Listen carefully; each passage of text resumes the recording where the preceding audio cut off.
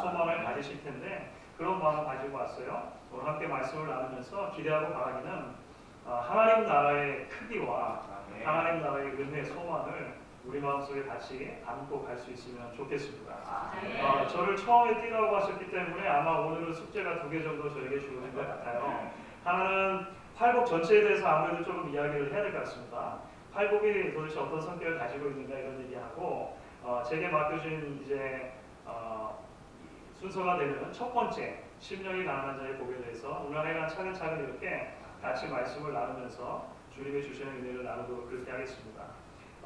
여러분께서 앞으로 듣게 되실 이 팔복에 관한 말씀이요, 마태복음 5장부터 7장까지 석장에 걸쳐서 있는 예수님의 특별한 가르침의 첫머리에 있는 것입니다. 우리는 이 석장의 예수님의 가르침을 흔히 산상수훈이다 또는 산상보훈이다 이렇게 부르죠. 그래서 우리가 앞으로 이제 팔복에 대해서 계속 말씀을 들으시면서 마음속에 좀 잊지 않고 계셨으면 하는 부분이 있습니다. 그것이 무엇이냐면 이 산상수훈 전체 말이죠. 마태복음 5장부터 6장 7장에 걸쳐 있는 예수님의 말씀은 한마디로 요약을 하면 천국 백성의 삶의 현장이다 이렇게 말할 수 있다는 것입니다. 천국 백성의 삶의 현장. 이 말씀은 이 말씀들을 지킴으로 천국 백성이 된다라고 하는 조건으로 주신 것이 아니라 예수 그리스도 안에서 우리에게 거저 주시는 은혜로 하나님의 백성이 된 이미 천국을 하나님으로부터 상속받은 자녀들이 그러면 이 땅에서 어떤 모습으로 살아야 할 것인가 그런 것들에 대해서 산상수훈이 우리에게 이야기를 해주고 있다고 하는 것입니다. 자 여러분 그런 의미에서 보면은요 팔복은 그런 전체 산상수훈의 서론이 되겠죠. 서론이 될 것입니다. 사실은 첫 번째 복 오늘 이제 다 같이 본문을 읽으셨으니까요. 첫 번째 복과 마지막 8번째 복에 딸려 있는 약속의 말씀이 무엇과 관련된 것이었습니까? 헌팅하시고 천국에 대한 말씀입니다. 하나님 나라에 대한 말씀인 것이죠. 그 중간에 나오는 나머지 6개 따라오는 이제 그 조건들도 마찬가지입니다. 그 약속들도 마찬가지입니다. 위로를 받는다, 땅을 기업으로 받는다, 배부를 것이다, 긍휼히 여김을 받을 것이다, 하나님을 볼 것이다, 하나님의 자녀라 아들이라 일컬음을 받을 것이다. 이게 전부 당시 유대인들의 관점으로나 신약의 관점으로나 하나님 나라와 관계된 것입니다. 하나님 나라. 천국 백성의 삶과 관계됐다고 하는 것이죠. 여러분 더불어서 이 팔복이라고 했을 때 이 팔복이 가지고 있는 좀 구조적인 특징도 좀 생각할 필요가 먼저 있을 것 같아요. 사실은 구약시대로부터 해가지고 유대인들에게 있어서 하나님을 섬기는 사람들이 누리는 진정한 복이 무엇이냐 라고 하는 그 복의 목록을 적는 것은 아주 일반적인 것이었습니다. 그것이 비에리투즈라고 하는 거예요. 단순하게 팔복만이 아니고 사실 그 전체를 다 지복, 가장 궁극의 복 이렇게 말하는 거거든요. 대개는 일정한 공식을 가지고 기록이 됩니다. 그 공식이 무엇이냐면 복 있는 사람은 뭐뭐뭐 하는 사람이다. 복 있는 사람은 뭐뭐뭐 하는 사람이다. 이렇게 되는 거예요. 자 대표적으로 그러면 여러분들 구약에서 얼른 생각나시는 부분 있으세요?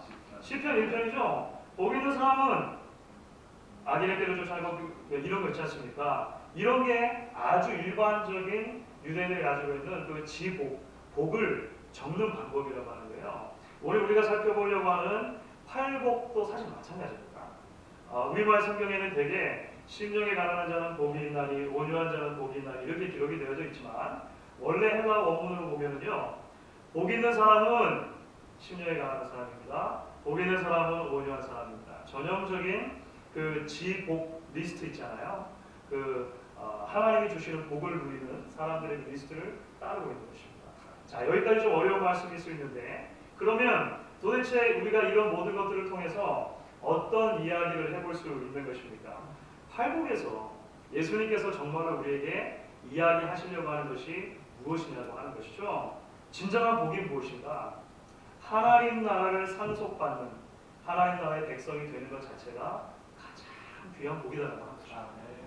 하나님 나라의 백성이 되는 것, 그럴 자격이 전혀 없는 죄인들이 하나님의 은혜로 예수 그리스도 안에서 구원을 받고 하나님 나라의 일원이 되어지는 것, 그 하나님 나라를 상속해 주시겠다라고 하나님께서 약속하신 것 자체가 가장 큰 복을 누리는 사람들이다. 여러분들이 복된 사람입니다. 이렇게 이야기하고 시작하는 거예요.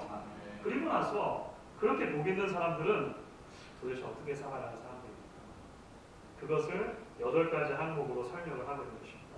그리고 지난달 한국에서 교황의 방문에 대한 소식이 아주 큰 뉴스였습니다. 이제 교황이 되신 뒤에 가난한 자들과 억압받는 자들에 대해서 전혀 없는 관심을 많이 가지고 또 여러 가지 측면에서 진보적인 행동, 말을 하셨기 때문에 이 전 세계적인 관심을 받았어요.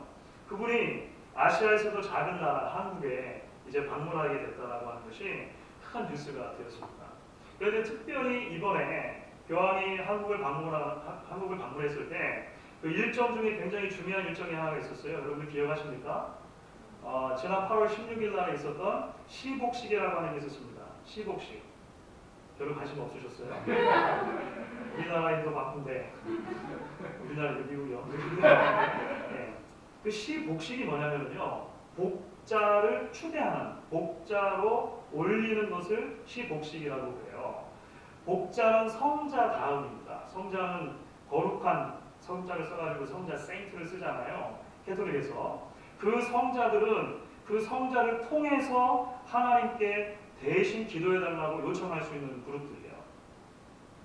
개신교에서 그렇게 안 합니다만 그러시면 안 돼요.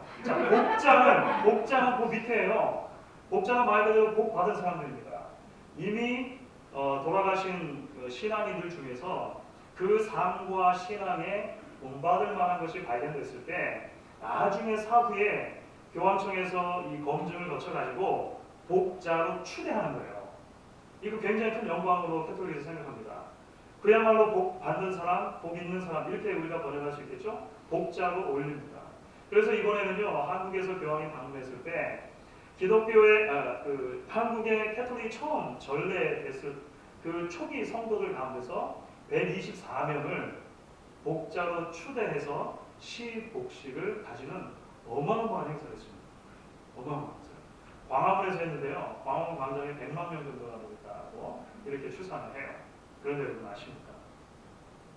사실 성경의 말씀은 우리가 오늘 함께 읽고 앞으로 살펴볼 이 8복의 말씀은 은혜로 구원받은 모든 사람들을 복자로 부르시는 거예요.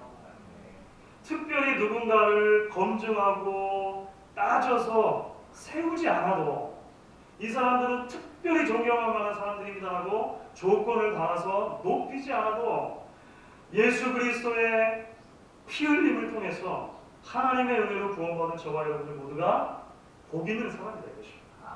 복자가 되었다는 것이죠. 자, 그래서 옆에 계신 분들하고 한번 이번에 이렇게 인사를 하도록 하겠습니다. 옆에 보세요. 이제 보니 복자시네요. 이제 보니 복자시네요. 몰라봐서 죄송합니다. 몰라봐서 죄송합니다. 하셔야 돼요. 이제 보니 복자시네요. 특별히 시복식 안 해도 하나님께서 저와 여러분들을 이 복된 하나님의 백성으로 부르셨습니다. 이제 앞으로 말씀을 들으시는 동안 이건 꼭 기억하십시오. 팔복은 그런 사람들에게 주신 하나님께서 이 땅에서 그러면 그 천국 백성의 삶을 어떻게 미리 당겨서 경험하고 하나님의 백성으로 살아갈 것이냐 이야기해 주시는 것이죠.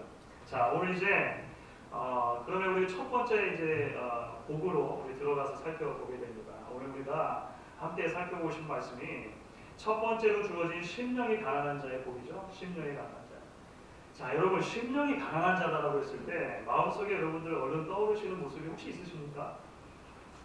누가 떠올리실 수도 있고 사람이 떠오르실 수도 있고 또는 어떤 행동, 모습이 떠오르실 수도 있을지 모르겠는데요. 심령이 가난하다고 하는 것이 도대체 어떤 의미가 있겠냐고 하는 것이죠. 심령이 가난하다고 했을 때 의미하지 않는 게 무엇일까? 먼저 여기부터 출발하는 게 좋을 것 같아요. 우선은 심령이 가난한 사람은 물질적으로 가난한 사람을 말하는 것은 아닙니다. 그렇죠. 1차적으로 그런 것 같아요. 무조건 가난한 사람은 복이 있다. 성경이 그렇게 이야기하지는 않는다는 것입니다. 오늘 특별히 마태복음의 본문에는 심령이라고 하는 말이 붙어 있으므로 이것이 우리의 내면의 문제다, 우리의 영혼의 문제다, 우리 속 사람의 자세의 문제다라고 하는 것을 이해하기